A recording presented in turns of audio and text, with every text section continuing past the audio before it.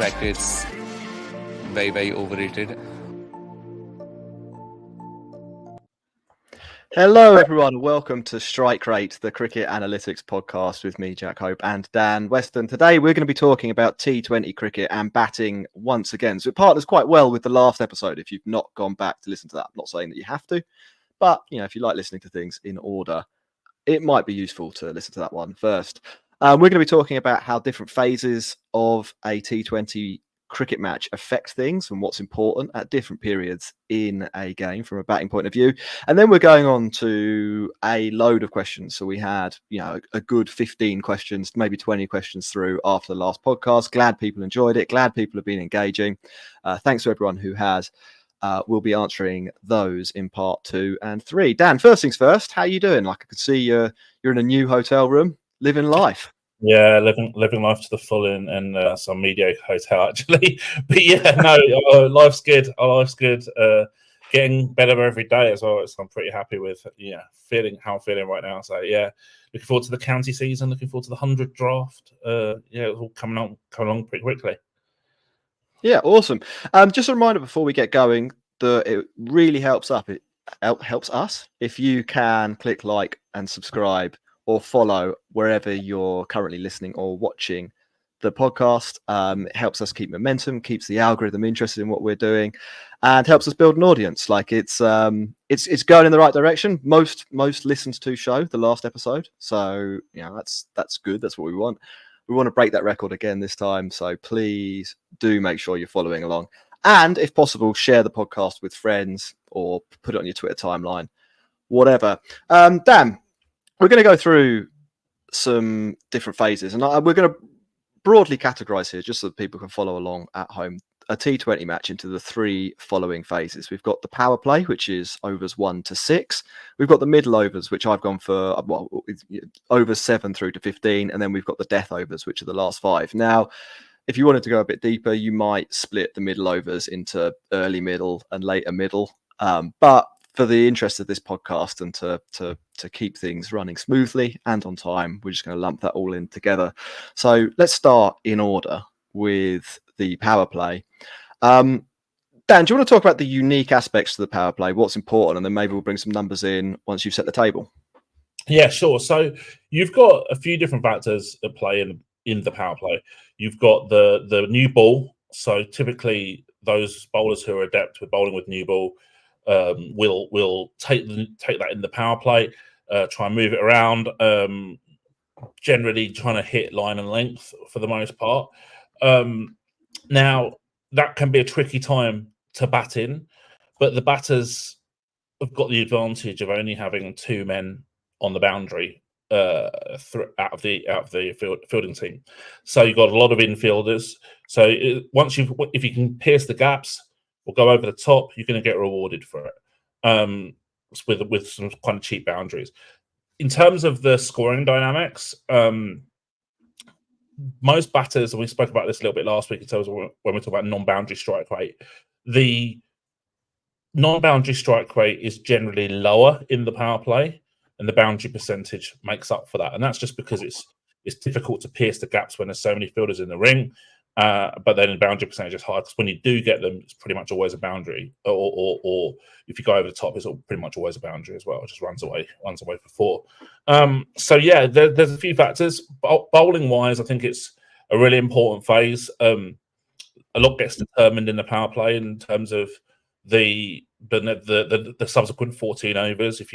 The old adage of 3 down in the power play. As often trotted out from the commentators, kind of true, but kind of not true. 60 for 3 after 6 overs is a lot different to 30 for 3, put it that way, in terms of the expected win percentage from that stage. And I've actually had a look at that, so that's something that I know for sure. So it's quite contextual, but on the whole, yeah, that's a little bit about the power play.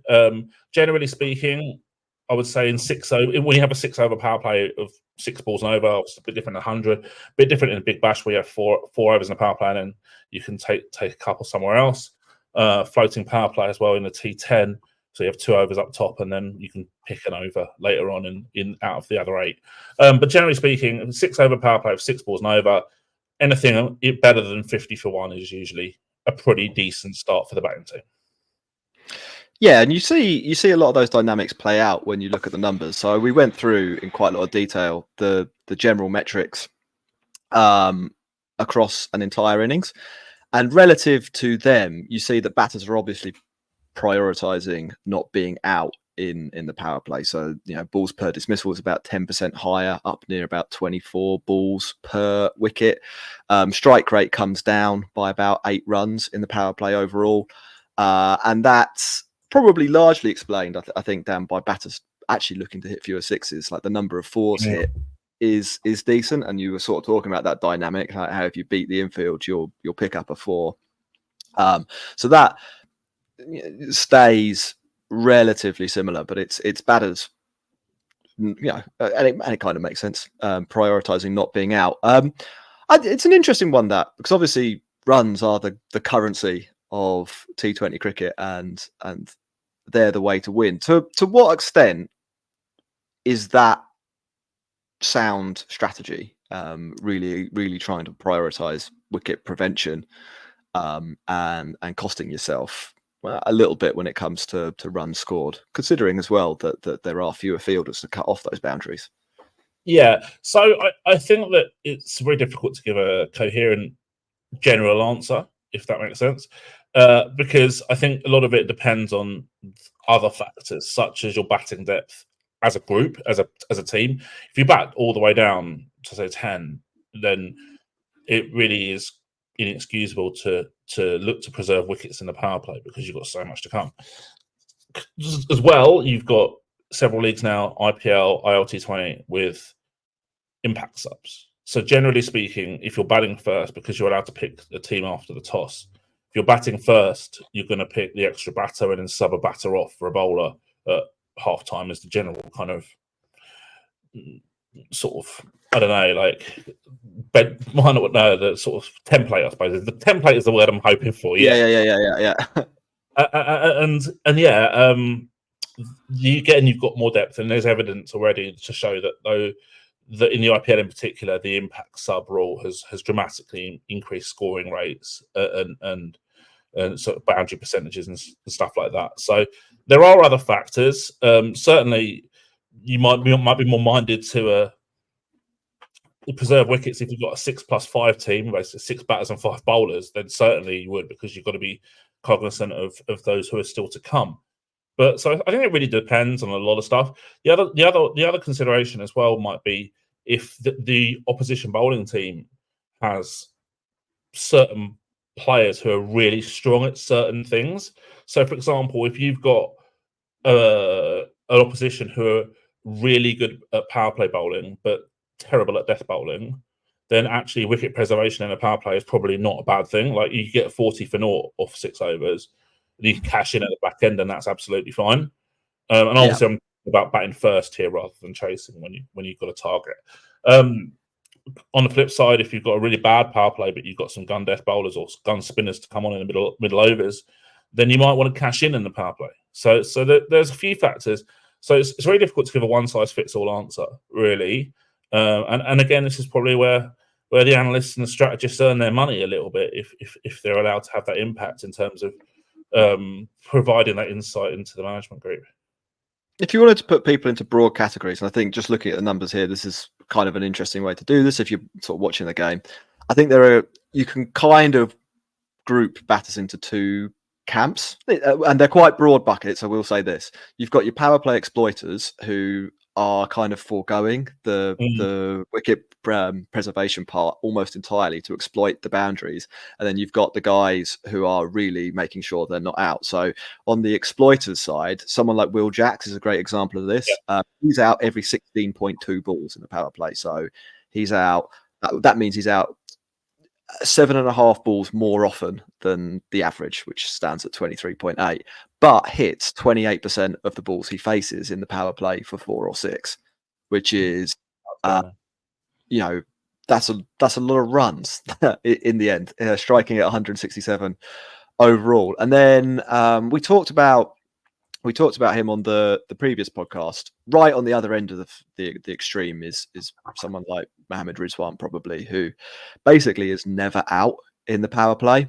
Balls per dismissal rate of 72. Now there's probably a little bit of a sample size going on here to some extent, but he's faced 650 balls, so I think we can assume that he's batting in a particular way here. But from a boundary perspective, hitting quite a lot fewer, and there are examples of more extreme versions of more extreme versions than Mohamed Rizwan in that phase as well. Dan, should we move to the middle overs or anything else on power plays that you'd? No, I'll be interested to know how KL Rahul compared to Rizwan. Well, why don't you give us a little overview of the middle overs, because it'll take me a second to get the data stuff. Yeah, sure. I will find KL Rahul. Yep, sure. So if we're going towards the middle overs, looking at it as a 10 over phase from 7 to 16, over 7 to 16, I accept that there's an argument for breaking it down to early middle and late middle. However, generally speaking, sample sizes take a bit of a hit if you're looking at, say, like 2-year data or at the most 3-year data. So I think I lean towards preferring the bigger sample size to the middle, primarily because spinners generally will operate largely in this phase. We're looking at probably, plucking a figure out of the air, I'd be surprised if it didn't deviate much from 70% of overs as spin overs in the middle overs, pretty much generally, I would say. So you've got to have players who are adept at playing spin. You've got to have players who are really quite good at rotating on the strike if possible as well. But you don't want to have one who is and one who isn't, because then the one who is gets constrained and chews up balls. So it's all about your teammate as well. Because you're playing spin, obviously there's matchup options for the bowling team in terms of turning a ball away from the right hander or left hander, depending on his bowling. So the batters as well, I think, are well served to be aware of their strengths and weaknesses, and also that the same strengths and weaknesses for their teammate who's batting down the other end as well. Sometimes getting off strike with a single to get the better player of spin on strike, who's got that good matchup against the bowler, is a good thing. Other times, getting a single to put your mate on strike can be a bad thing. So it's being aware of your surroundings, what's going on, the game state as well. A lot of factors that are in the middle overs. And again, you might, depending on the structure of your squad, you might have a look at wicket preservation, or you might say, okay, well, from 12 overs onwards, we're going to go because we've got lost only one wicket and we bat all the way down. So let's just tee off and see what happens. There's a few factors at play there. Yeah, so just go back to KL Rahul, because he's actually quite a nice one to follow through an innings in the power play, massively prioritising wicket preservation. So a balls per dismissal rate of 44.7. So he's, you kind of work that out. He's only being dismissed sort of every 2.5 power plays that he bats in, which is really good. But then he's not doing that much. Boundary percentage of 15.3 in that period, which means that his strike rate, gets dragged down as well to just 111. So, he's the opposite of Will Jacks, effectively, in that phase. However, if we go through to the middle overs, why is he doing that? It's because he's actually really, really good in this phase of the game. So he keeps his balls per dismissal rate really high in the mid 40s. But manages to get his strike rate up quite a way above average. So the average strike rate in the middle overs is 130. KL Rahul has a strike rate of 143, and he's doing that by hitting a lot of sixes. And I think that's quite an interesting dynamic, because if you look at the boundary, like if you break the two boundary percentage figures down into 4s and 6s, kind of predictably, you see a huge drop off in the middle overs in terms of 4s hit. But batters start to really ramp up the number of 6s they're hitting, and that jumps up to kind of about baseline for the whole of T20 as a whole, with nearly 5.5% of the balls being hit for 6s. KL Rahul, 7.2% of the balls he faces in the middle overs go for 6. So that's that, along with a decent non-boundary strike rate in the 80s, is why KL Rahul's a relatively effective operator there. I don't know if is there any other nuance you'd like to pick up on for the middle over period. Talk to you about KL Rahul there. To be honest with you, I mean, even though it's the longest phase out of the 3 phases, Mhm. the research that I've done suggests that actually performance in that phase is the least important out of the 3 phases. So yeah, let's get on to the death because that's important as well. Sure, and this is where things, but most people could probably predict, really do start to kind of, so things really start to happen here.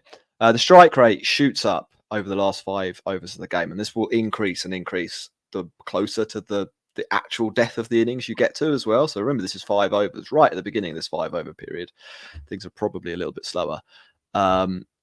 Over the period as a whole, the strike rate goes to 170. I'm going to ask you a really obvious question here. Why is this, Dan? And what are you looking for in a good player during this phase of the game? Well, generally speaking, there's a few factors.